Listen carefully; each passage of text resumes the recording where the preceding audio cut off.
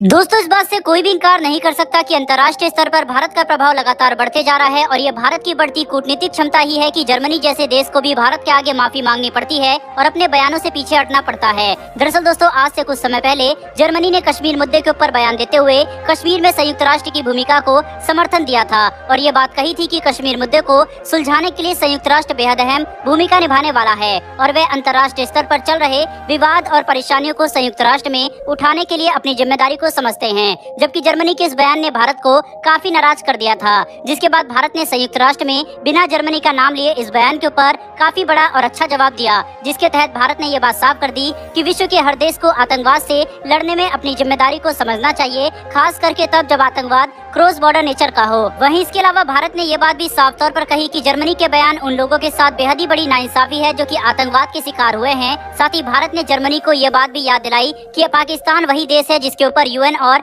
FATF कई संगीन मामलों के ऊपर जांच कर रहे हैं। भारत यहीं पर नहीं रुका, बल्कि भारत ने जर्मनी को ये बात भी याद दिलाई कि कश्मीर और भारत में हुए आतंकवादी हमलों में कई विदेशी नागरिकों ने भी अपनी जान गंवाई है। वहीं ऐसे में भारत ने जर्मनी के बयान को पूरी तरह से गलत ठहराया और पूरे विश्व का ध्यान इस बात पर केंद्रित किया कि कैसे भारत के अंदर लगातार आतंकवादी हमले होते रहे हैं, जिसमें भारत और विदेशों के भी कई आम नागरिकों और मासूमों की जान गई है। भारत की तरफ से लगातार काफी कड़ी शब्दों में प्रतिक्रिया आने के बाद जर्मनी को इस बात का एहसास हो गया कि उन्होंने ये बेवजह का बयान देकर काफी बड़ी परेशानी मोल ले ली है। दोस्तों, मामले को तूल पकड़ता और भारत की कड़ी प्रतिक्रिया को ध्यान में रखते हुए अब जर्मनी अपने बयान से पीछे हट गया है, जिसके तहत जर्मनी के एम्बेसडर ने अब ये बात साफ की है कि उनकी स्थिति कश्मीर मुद्दे को लेकर अभी भी नहीं बदली है और वे ये बात मानते हैं कि कश्मीर मुद्दा भारत और पाकिस्तान का आंतरिक मुद्दा है, जिसे कि शिमला एग्रीमेंट के तहत ही देखा जाना चाहिए। इसके अलावा अब जर्मनी ये बात भी साफ कर चुका है कि कश्मीर के अंदर संयुक्त राष्ट्र की भूमिका काफी सीमित है। दोस्तों, जर्मन एम्बेसडर के बयान से ये बात साफ हो चुकी है कि भारत के द्वारा डाला गया कूटनीतिक और अंतर्राष्ट्रीय दबाव ने जर्मनी को अपने पिछले बयानों से मुकरने के लिए मजबूर कर दिया और अब एक बार फिर से जर्मनी भारत के साथ अपने द्विपक्षीय संबंध को मजबूत करने के ऊपर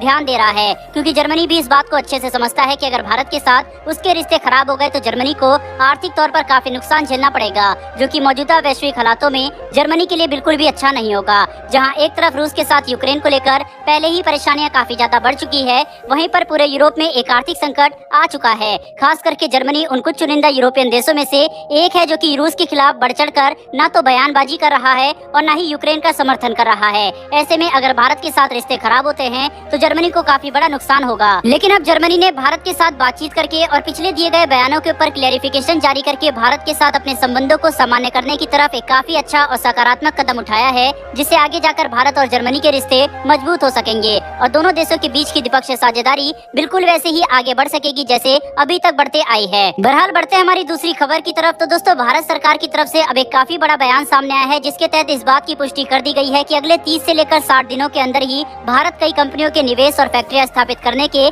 प्रपोजल को अप्रूवल दे सकता है, जो कि भारत के अंदर डिस्प्ले मैन्युफैक्चरिंग और इलेक्ट्रिक चिप मैन्युफैक्चरिंग यूनिट स्थापित करना चाहते हैं। सरकार ने इस बात की भी जानकारी दी है कि पिछले 8 से लेकर 9 महीनों में सेमीकंडक्टर के क्षेत्र में देश के अंदर काफी विकास हुआ है और भारत के पास विश्व की कई कंपनियों की तरफ से देश के अंदर 1.53 लाख करोड़ का निवेश करने का प्रपोजल मौजूद है, जिन्हें अगले 60 दिनों में अप्रूवल दिया जा सकता है, जिसके बाद भारत के अंदर सेमीकंडक्टर और इलेक्ट्रिक चिप मैन्युफैक्चरिंग इंडस्ट्रीज और ज्यादा मजबूत हो जाएगी। दोस्तों, सेमीकंडक्टर एक बेहद ही महत्वपूर्ण क्षेत्र है और भारत इसमें महारत हासिल करने के लिए काफी तेजी से काम कर रहा है। भारत ने जिस तरीके के प्रयास पिछले कुछ महीनों में किए हैं, उनसे ये बात समझना ज्यादा मुश्किल नहीं है कि अगले कुछ सालों में ही भारत सेमीकंडक्टर के क्षेत्र में एक बड़ा वैश्विक खिलाड़ी बनकर सामने आ सकता है। इसके अलावा भारत ने इस बात की योजना बनाई है कि अगले कुछ सालों में भारत अपनी जरूरत का 100% सेमीकंडक्टर चिप देश के अंदर ही मैन्युफैक्चर करेगा। वहीं पर उसके बाद अगले कुछ सालों में भारत अंतर्राष्ट्रीय स्तर पर इनका निर्यात काफी बड़े स्तर पर करना शुरू करेगा, जिसके बाद धीरे धीरे भारत वैश्विक सेमीकंडक्टर बाजार में अपना विस्तार करेगा